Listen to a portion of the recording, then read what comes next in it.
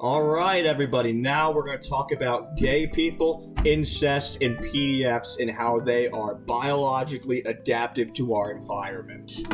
Meaning they are quote-unquote good. Is that inflammatory enough? Is that a hook? Is that a hook? Does that get you into, like, when you actually can listen to what I want to say here? Alright.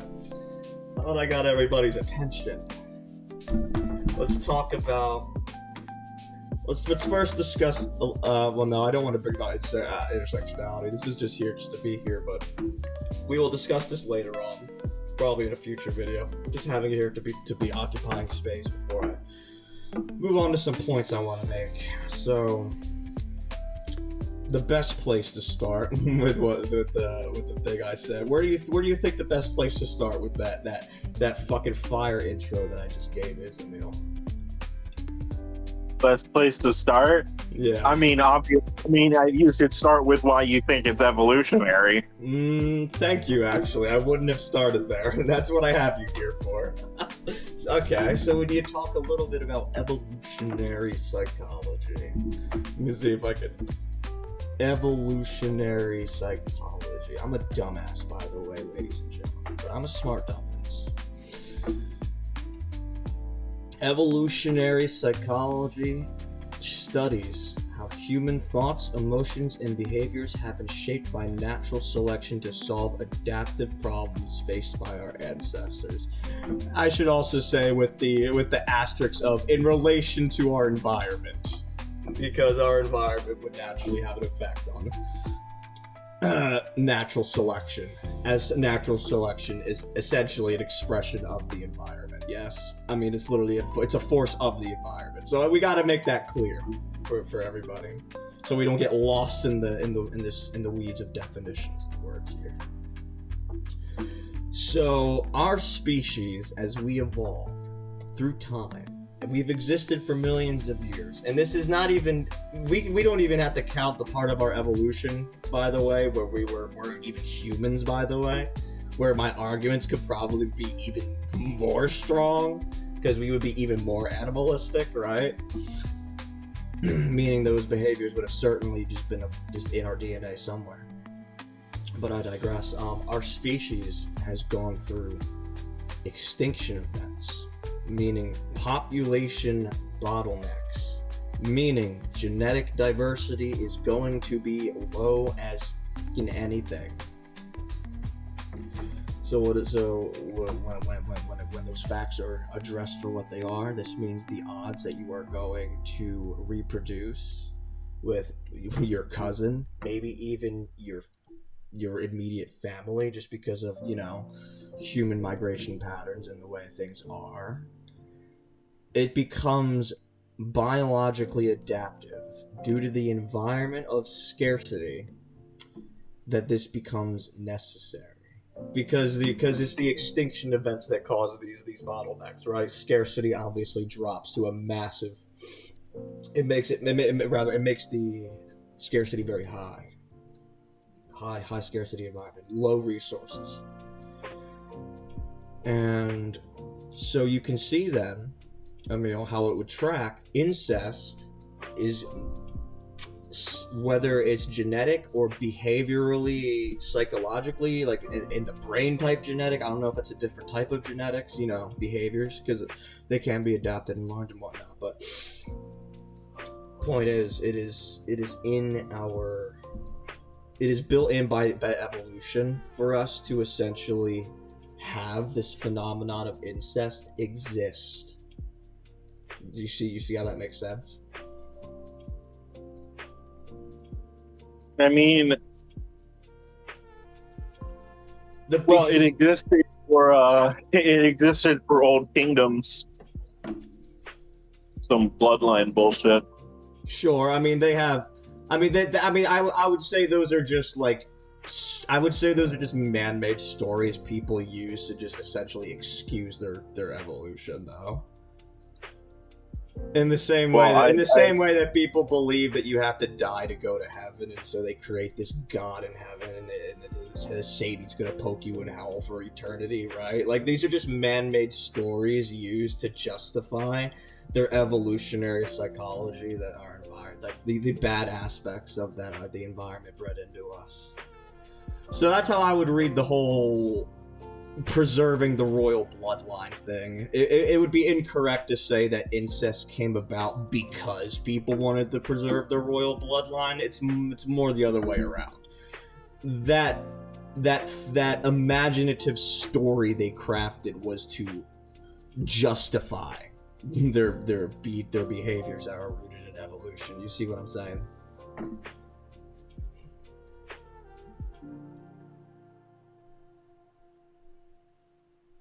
Because it logically produces like mental, and it's just not good. They always create empires that fall anyway. Clearly not good. But it was good in the context. But to be clear, though, it does become good in the context of an environment of high scarcity and high conflict, which comes as a result of that high scarcity. So, yeah, no, we've also experienced 5 extinction events, apparently, in history. Which is fascinating. So we definitely would have experienced many bottlenecks just in human history. Never mind the pre-human history when we were, like, more closer to rats or whatever. I don't know what the fucking proper term is, but you know what I'm talking about. Because that history would also have to be included. It's in our DNA, right? So, next point we're going to have to talk about is the Epsteins of the world. The Donald Trumps of the world. Who like to... and the P. Diddy's of the world, right? So how does this get explained by evolution? Well, just similarly, high scarcity environment, high conflict environment, also lots of disease. You could die to a predator the next day. You could probably even die in your sleep. So, and I looked it up. The average age of a human in the Stone Age was between 20 to 35 years. I've seen a lot of people debate this and say that there were many people who did live longer, but that is besides the point. The ecology still created one such that this was what was expected. It was not, you were still not expected to make it to old age like in the same way you are today. You know what I mean? Like, yeah. Just because you can point to a few people who made it, it's like, okay. But regardless, you can see then how it becomes evolutionarily adaptive, biologically adaptive then to engage in this degenerate, what we would consider in modern society and modern ecology, in other words, degenerate behavior. And you could even see this holdover in our evolution, in the fact that puberty starts as early as it does, meaning you're ready to bear children, right?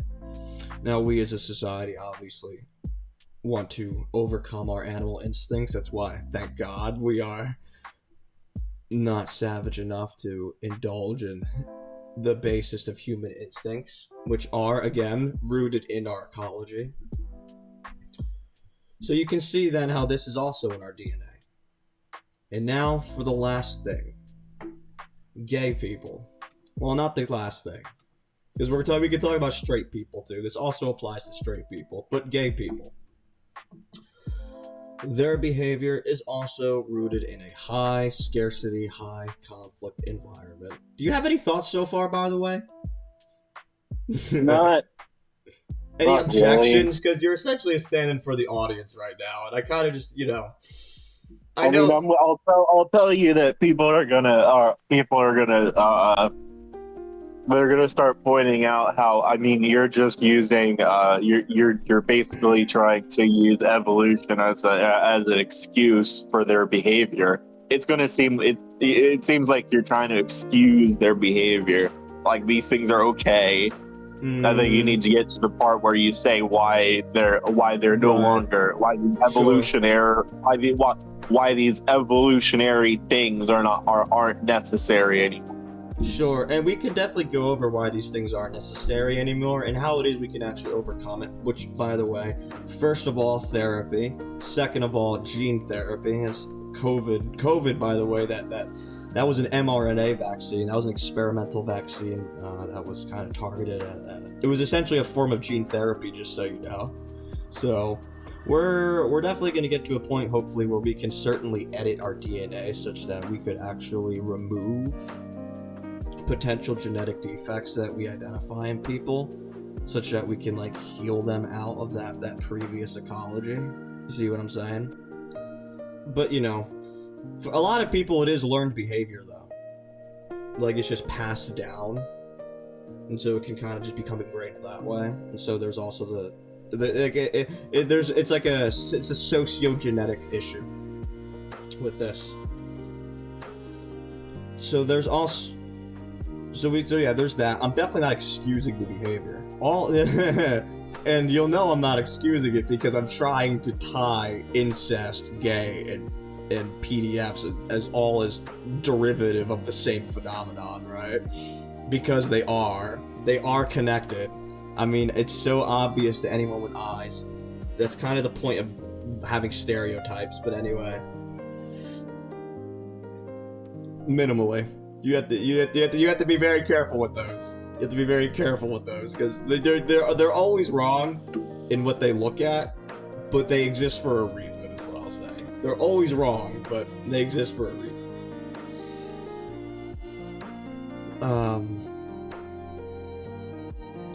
So yeah, this gay behavior would have evolved psychologically as a means of conflict de-escalation. There is science that actually supports what I'm saying, by the way, because there are people who want to point to science and they'll make an appeal to nature fallacy in the same way the conservatives did, how they made an appeal to nature fallacy at one point, saying, oh, the animals aren't gay, but then science found out animals are gay, and so now the people who are gay are saying, look, the animals do it, it's natural. But you see, they're still making an appeal to nature fallacy. You see that? I mean, and to point out the connection here, there are certain species that will actually change their sex in response to that scarcity. Oh, the clownfish. It is. I have no idea which one it is. You're totally right. It is in response to scarcity. Wow, beautiful. Oh my god, I have so much proof for what Thank you, Emil. So much proof. There's so much evidence out there. But anyway, so the appeal to nature fallacy. So we can't really say that just because the animals do it that it's all right, because lions, for example, we know they do it for mate dominance, right? For hierarchical status reasons, because it gives them status to prove that they're the dominant male to breed with the other females, right? And so another thing that this also does, and the science already supports what I'm saying here, is it's for conflict de-escalation. And so if you think about animals in the wild and how they communicate, basically the methods of courtship are going to be the only tools available to you that you have as a species to really signal the peace that you want. And so it becomes evolutionarily adaptive for within a species to, work to not fight itself, because that works against its own survival, right? Because it's in a high competition environment, high conflict environment. It wants to reduce conflict as much as possible. You see what I'm saying? Yeah. So that's just what that behavior is rooted in. It also is socially rooted. It's also socially the same way with human beings, by the way. Just so you know, a lot of gay males do just become gay because they want to signal that sort of status to the ladies. And you do know that girls love to have gay friends. Just throwing it out there because I see it for what it is. I can see that the psychology, yeah. It's a little bit of you can see the status gameplay in there, right? There's plenty of gay dudes who do that. So there's even proof within our own human species that this is what this is rooted in. And so now we have to say, what does this mean? Or rather, well, yes, what does this all mean then? So here's some other facts that we have to look at. Humanity is developing, I should say, an environment, an ecology that is essentially the opposite of what conditions incentivized all of these behaviors to exist in the first place is. So there was scarcity and conflict, right? What we have with modernity, as humanity has trended over time, is abundance and peace. And we know that our abundance is increasing because the average lifespan of the human being has increased massively. It is at 60 years for men and 63 years for women. And it used to be 30 or 20 or 40 or 50, right? Which shows we are developing an environment of increasing abundance. Never mind the fact that I could easily point to the fact that America has an obesity problem. We have an abundance problem when it comes to food. And this would be a condition to where that we as a species are striving for, right? It's the opposite of the wild, meaning we are developing a world where things such as incest, which, by the way, a large portion of the world does think is valid, hella sweet home Alabama, but also the Islamic world. Then there's the PDFs. We all know about them already. But then there's also the gay people, because this is also a behavior rooted in this exact evolutionary psychology. But just so we don't forget, I want to talk about straight people, how they are also rooted in this evolutionary psychology, because they all have a checklist for love. They all have, like, things they expect in their man or woman, whether it's looks, status, beauty, etc., etc. It doesn't really matter. Personality, it actually doesn't even really matter. Like, it's very predatory in nature, and such is what the nature of marriage is as well, because they have to put on this huge grand display to say that, to like validate their love, but real love doesn't need that type of validation. And so even the way which people normally engage in love is very predator-like, which is why you can see the predator-like nature of love and, well, predators. It's obvious there. Incest, it's not so obvious, but there is some power dynamics going on there with being relatives and whatnot, although there are people out there who will try and argue those away. And then there's power dynamics going on in any other type of normal ways that people think they typically engage with when it comes to love. So nobody is safe from evolutionary psychology. We're all sinners, so to say, fighting spiritual warfare, powers in high places, etc., etc. So yeah, no, we're creating an abundance of an environment of abundance, an ecology of abundance. So these behaviors are going to therefore become maladaptive. They're not going to make sense anymore. And so let's talk about how it is that we are also making it an ecology of peace, because a lot of people might not believe how we have an environment of peace going on. Well, I have the War and Peace data introduction. And here's this little chart here. Percentage of years in which the great powers fought one another between 1500 to 2015. And as you will know, Emil, that graph is going straight down. It's going down. Because we are trending toward an environment of peace. And I actually have a lot of ideas on how to make that happen. We're going to need some help on how to make that happen, but I can provide the fuel to the fire that is humanity to make that happen. And so, yeah, no, peace is obviously on the rise. And another thing we can say when looking at this data, a percentage of the deaths that make up the total deaths over history, war has become less of a contributing factor over time to that overall death percentage, which is a good sign, right? which suggests we're doing, even in the midst of conflict, we're still doing all that we can to reduce the life that is taken, right? We're still doing our best to reduce conflict in the end anyway. And so once we do have this environment of abundance and peace, what is essentially heaven on earth, yeah, we can easily create a world where these things just don't happen again. They just wouldn't happen. There would be no, to put it in like game design terms, game theory, there would be no design incentive for the player to engage in that behavior. You see what I'm saying? How is this all settling with you? I know how it settled with you the first time, but let's see how you're reacting the second time.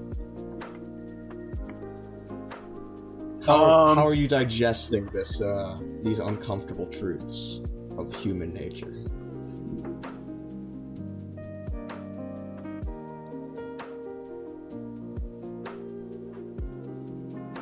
I mean, got a little bit of smoke for everybody.